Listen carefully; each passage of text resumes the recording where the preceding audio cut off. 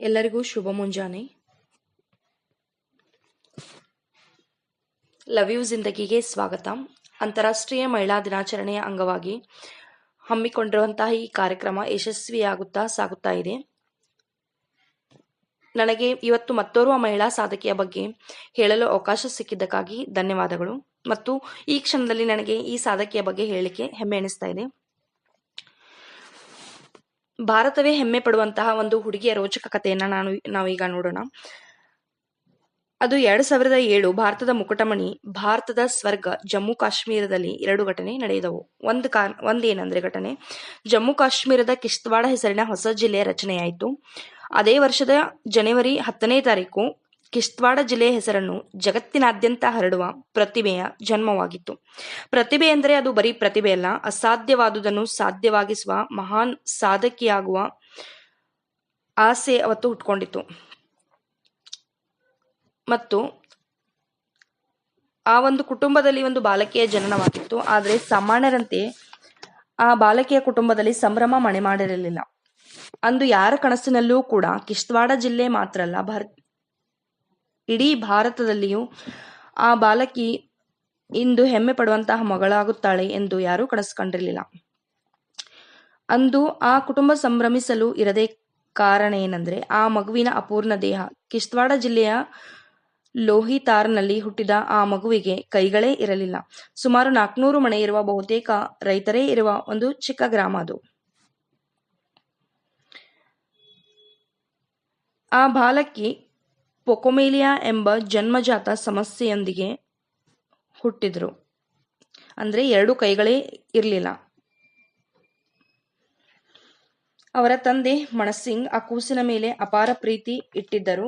ಕಲ್ಲು ಒಡೆಯುವ ಕೂಲಿ ಕೆಲಸವನ್ನು ಮಾಡುತ್ತಿದ್ದರು. ತಾಯಿ ಶಕ್ತಿದೇವಿ ಮಗುವಿಗೆ ಕೈಗಳೇ ಇಲ್ಲ ಎನ್ನುವ ಕೊರಗನ್ನು ಕಾಡೋಕೆ ಅವರು ಬಿಟ್ಟಿರಲಿಲ್ಲ. ಇವಳು ಶೀತಲ್ ದೇವಿ ಚಿಕ್ಕಂದಿನಲ್ಲಿ ಎಲ್ಲರಂತೆ ಸ್ವಲ್ಪ ಅವಳು ದೈನಂದಿನ ಕೆಲಸವನ್ನೆಲ್ಲ ಮಾಡ್ತಾ ಇದ್ಲು ಮತ್ತು ಮರ ಹತ್ತುವುದನ್ನ ಅಭ್ಯಾಸ ಮಾಡಿಕೊಂಡಿದ್ಲು. ಕಾಲಿನಿಂದ ಮತ್ತು ಅಪ್ಪರ್ ಬಾಡಿಯ ಸಹಾಯದಿಂದ ಮರ ಹತ್ತುವುದನ್ನು ಕಲಿತಳು. ಅವಳಿಗೆ ಅಂದ್ರೆ ಅವಳ ಸಹೋದರರು ಹೆಲ್ಪ್ ಮಾಡ್ತಾ ಇದ್ರು, ಅವಳ ಫ್ಯಾಮಿಲಿಯವರು ಮತ್ತೆ ಅವಳ ಗೆಳತನ ಬಾಲ್ಯ ಸ್ನೇಹಿತರು ಅವರೆಲ್ಲ ಹೆಲ್ಪ್ ಮಾಡ್ತಾ ಇದ್ರು. ನಮ್ಮ ಕೈಗೆ ಸ್ವಲ್ಪ ಏನಾದ್ರೂ ನೋವಾದಾಗ ನಮಗೆ ಮನೆ ಕೆಲಸ ಮಾಡಲು ಆಗುದಿಲ್ಲ. ಆದ್ರೆ ಅವಳು ಕೈಗಳೇ ಇಲ್ಲದಿದ್ರು ಕೂಡ ಮರ ಹತ್ತುವುದನ್ನ ಕಲ್ತಲು ಅಂದ್ರೆ ಅದು ಸಾಮಾನ್ಯದ ಕೆಲಸ ಆಗಿರುವುದಿಲ್ಲ. ನಾವು ಊಹಿಸಿದಷ್ಟು ಅಷ್ಟು ಸಾಧಾರಣ ಕೆಲಸ ಅದಲ್ಲ. ಇದರಿಂದ ಆ ಮಗುವಿಗೆ ಅಪಾರ ಶಕ್ತಿ ಬಂದಿತ್ತು. ಹೀಗೆ ಅವಳು ಬೆಳೆದ್ಲು. ಆ ಹೆಣ್ಣು ಮಗು 2021 ವೇಳೆ ಭಾರತೀಯ ಸೈನ್ಯದ ಕೋಚ್ಗಳ ಕಣ್ಣಿಗೆ ಬಿದ್ಲು. ಕೈಗಳಿಲ್ಲದ ಬಾಲಕಿಯ ಆದರೆ ಕಣ್ಗಳಲ್ಲಿದ್ದ ಸಾಧನೆ ಹಸಿವು ಕಂಡು ಭಾರತೀಯ ಸೇನೆಯ ಅಧಿಕಾರಿಗಳು ಫಿದಾ ಆಗಿದ್ರು.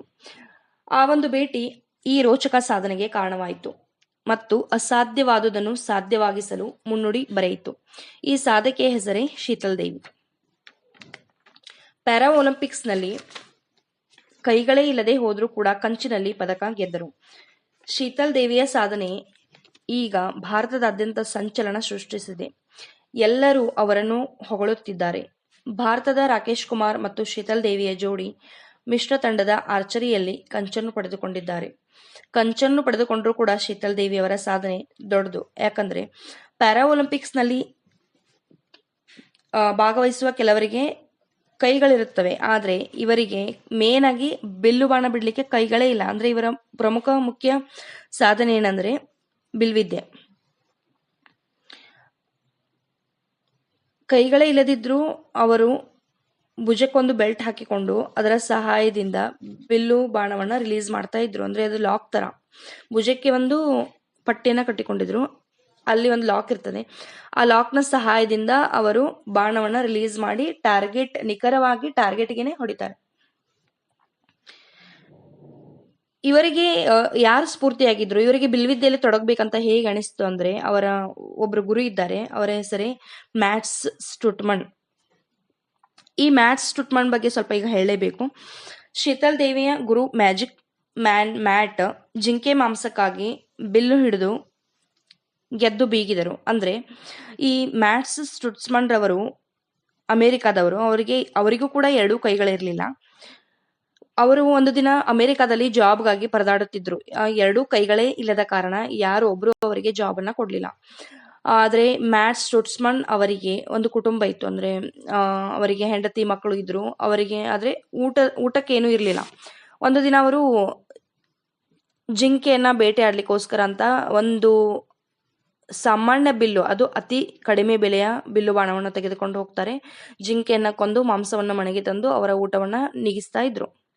ಅವರ ಫ್ಯಾಮಿಲಿಯ ಊಟವನ್ನೆಲ್ಲ ಅವರು ತಂದು ಕೊಡ್ತಾ ಇದ್ರು. ಹೀಗೆ ಮಾಡಿ ಅವರಿಗೆ ಅದೇ ಅಭ್ಯಾಸ ಆಗಿ ದಿನಾಲು ಜಿಂಕೆಯನ್ನ ಕೊಲ್ಲುದು, ಅದರ ಮಾಂಸವನ್ನು ತೆಗೆದುಕೊಂಡು ಬರೋದು, ನಿಖರವಾಗಿ ಟಾರ್ಗೆಟ್ ಮಾಡಿ ಅವರು ಜಿಂಕೆಯನ್ನ ಬಿಲ್ಲು ಬಾಣದ ಸಹಾಯದಿಂದ ಕೊಲ್ತಾ ಇದ್ರು. ಅವರಿಗೆ ಒಂದು ದಿನ ಅನಿಸಿತ್ತು, ನಾನು ಯಾಕೆ ಇದನ್ನೇ ನನ್ನ ವೃತ್ತಿಯನ್ನಾಗಿ ಮಾಡ್ಕೋಬಾರ್ದು ಅಂತ ಅನಿಸಿತ್ತು. ಆಗ ಅವರು ಆರ್ಚರಿಯ ಅಭ್ಯಾಸದಲ್ಲಿ ತೊಡಗಿದ್ರು.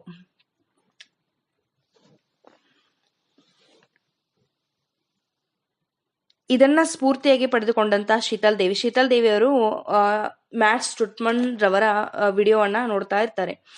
ಅವರು ನೋಡಿ ಆರ್ಚರಿ ಅಭ್ಯಾಸದಲ್ಲಿ ಸತತವಾಗಿ ತೊಡಗಿಸಿಕೊಂಡರು. ನಮಗೆ ನಂಬಲು ಕಷ್ಟವಾದರೂ ಕೂಡ ಶೀತಲ್ ದೇವಿಯವರದು ಕೇವಲ 11 ತಿಂಗಳ ಡ್ಯುರೇಷನ್ ನಲ್ಲಿ ಅಂತಾರಾಷ್ಟ್ರೀಯ ಮಟ್ಟದಲ್ಲಿ ತಾವು ಕೂಡ ತೊಡಗಿಸಿಕೊಳ್ಳಲು ಪ್ರಾರಂಭಿಸಿದರು.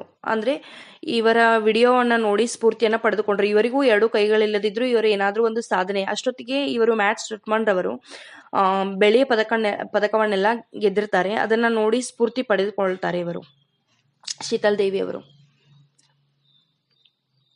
ಶೀತಲ್ ದೇವಿಯವರಿಗೆ 2021 ಭಾರತೀಯ ಸೇನೆಯ ರಾಷ್ಟ್ರೀಯ ರೈಫಲ್ ಯೂನಿಟ್ನ ಕಿಶ್ತ್ವಾಡದಲ್ಲಿ ಒಂದು ಯುವಜನ ಮಹೋತ್ಸವವನ್ನು ಹಮ್ಮಿಕೊಂಡಿರ್ತಾರೆ ಆರ್ಮಿಯವರು.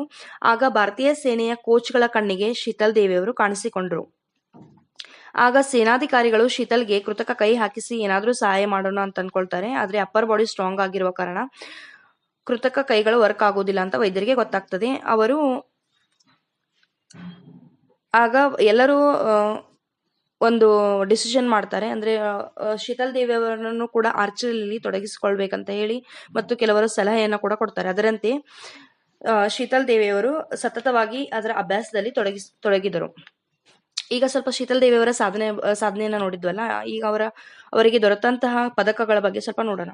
2022 ಚೀನಾದ ಹಾಗ್ ಜೋನ್ ನಲ್ಲಿ 4ನೇ ಏಷ್ಯನ್ ಪ್ಯಾರಾ ಗೇಮ್ ನಲ್ಲಿ ಬರ್ತಿ 3 ಪದಕ ಗೆದ್ದು ಬೀಗಿದರು.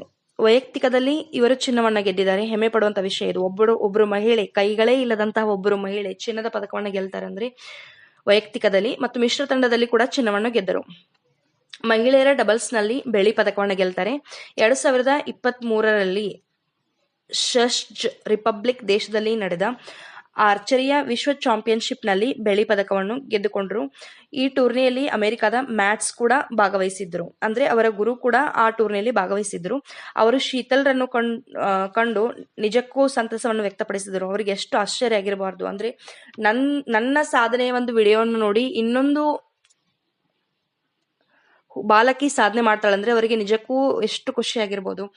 ಮತ್ತು ಮ್ಯಾಟ್ಸ್ ರವರು ಅವಳಿಗೆ ಸ್ವಲ್ಪ ಸಜೆಷನ್ಸ್ ಕೊಟ್ಟರು. ಆ ಟೈಮಲ್ಲಿ ಅವಳ ಬಿಲ್ಲು ಬಾಣವನ್ನು ಪರಿಶೀಲಿಸಿ ಬಿಲ್ಲು ಬಾಣದಲ್ಲಿ ಸ್ವಲ್ಪ ಮಾರ್ಪಾಡು ಮಾಡಿಕೊಟ್ಟು ಅವರ ಸಾಮರ್ಥ್ಯವನ್ನು ಇನ್ನಷ್ಟು ಹೆಚ್ಚಿಸಿದರು. ಮತ್ತು ಮ್ಯಾಟ್ಸ್ ರವರು ಎಲ್ಲಿ ಹೋದ್ರೂ ಕೂಡ ತಮ್ಮ ಇಂಟರ್ವ್ಯೂನಲ್ಲಿ ಶೀತಲ್ ದೇವಿಯನ್ನು ಹೊಗಳಲು ಪ್ರಾರಂಭಿಸಿದರು. ಇನ್ನೊಂದು ಅಚ್ಚರಿ ಪಡುವಂತ ವಿಷಯ ಏನಂದ್ರೆ, ಈ ಭೂಮಿಯ ಮೇಲೆ ಕೈಗಳೇ ಇಲ್ಲದ ಬಾಣ ಬಿಡುವ 6 ಜನ ಇದ್ದಾರೆ. ಆದ್ರೆ ಪ್ಯಾರಾ ಒಲಿಂಪಿಕ್ಸ್ ನಲ್ಲಿ 4 ಭಾಗವಹಿಸಿದ್ದಾರೆ. ಇವರು ಈ ಭೂಮಿಯ ಮೇಲೆ, ಶೀತಲ್ ದೇವಿಯವರು ಈ ಭೂಮಿಯ ಮೇಲೆ ಕೈಗಳೇ ಇಲ್ಲದ ಆರ್ಚರಿ ಕ್ರೀಡೆಯಲ್ಲಿ ಭಾಗವಹಿಸಿರುವ ಏಕೈಕ ಮಹಿಳೆ. ಅದು ಕೂಡ ನಿಖರವಾಗಿಯೇ ಟಾರ್ಗೆಟ್ಗೆ ಬಾಣ ಬಿಡುವುದರಲ್ಲಿ ಇವರು ನಿಸ್ಸೀಮರು.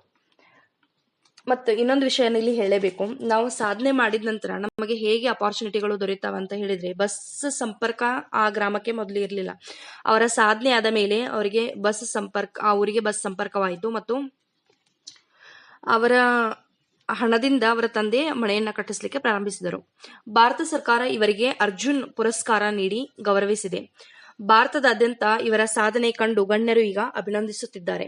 ನಿಜಕ್ಕೂ ಮ್ಯಾಟ್ಸ್ ಸ್ಟುಟ್ಸ್ಮನ್ ಮತ್ತು ಶೀತಲ್ ದೇವಿಯವರ ಈ ಸಾಧನೆಯನ್ನು ನೋಡಿ ನಾವೆಲ್ಲ ಸ್ಫೂರ್ತಿಯಾಗೋಣ ಎಂದು ಹೇಳುತ್ತಾ ನನಗೆ ಅವಕಾಶ ಮಾಡಿಕೊಟ್ಟಿದ್ದಕ್ಕಾಗಿ ಎಲ್ಲರಿಗೂ ತುಂಬು ಹೃದಯದ ಧನ್ಯವಾದಗಳು.